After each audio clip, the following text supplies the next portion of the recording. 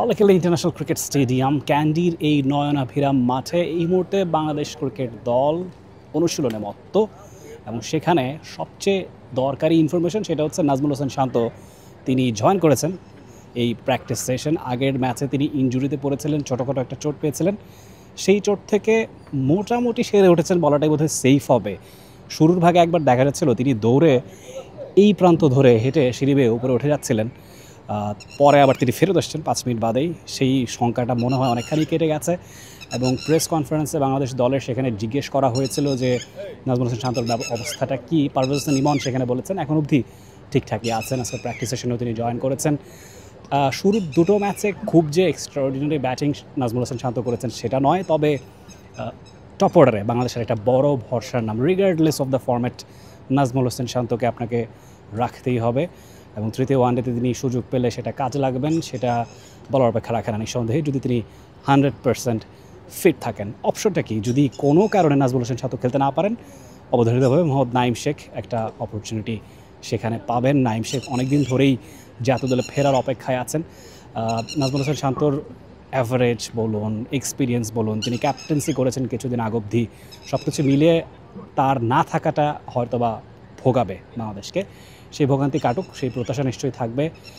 Bowling and থেকে তাসকিন আহমেদকে দেখা যাচ্ছে তিনি প্রচুর উদ্যমী। আজকের প্র্যাকটিসে আগের দিন মনে হচ্ছিল ওয়ার্কলোড ম্যানেজমেন্টের জন্য সেকেন্ড ওডিআইতে তাকে একটু বিশ্রাম দেওয়া হয়েছিল, সেই বিশ্রামটা সম্ভবত সেই পিরিয়ডটা শেষ হয়েছে। আগামী ম্যাচে হয়তো বা তাসকিন আহমেদকে দেখা যেতে পারে বল হাতে দৌড়তে। পেস অ্যাটাকের আসলে সবচেয়ে বড় শক্তির জায়গা তাসকিন আহমেদ এবং মুস্তাফিজুর রহমান, দুজনই আমার পেছনে এই মুহূর্তে প্র্যাকটিসে আছেন।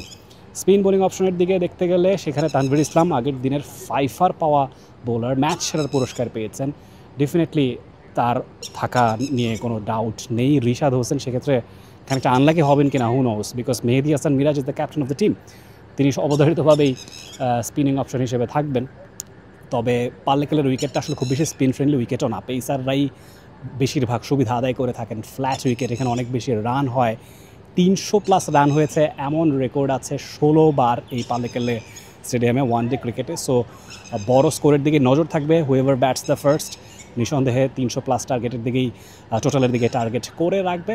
শুভকামনা থাকবে বাংলাদেশ দলের জন্য, একটা এক্সাইটিং ম্যাচ হবে, যেহেতু একটা অলিখিত ফাইনাল ম্যাচ হয়ে গেছে তৃতীয় ওয়ান জেতা, এবং পাল্লেকেলের ইন্টারন্যাশনাল ক্রিকেট স্টেডিয়াম থেকে সরাসরি এই ম্যাচটা আপনারা উপভোগ করতে পারবেন দেশের প্রথম একমাত্র স্পোর্টস চ্যানেল টি স্পোর্টসের পর্দায়। Rifat Tanvir Rafi, Pallekele international cricket stadium, T sports. For more updates, subscribe to our YouTube channel and click on the bell icon. Follow us on Facebook and Instagram. Download T Sports app to enjoy exciting games and highlights. Visit tsports.com.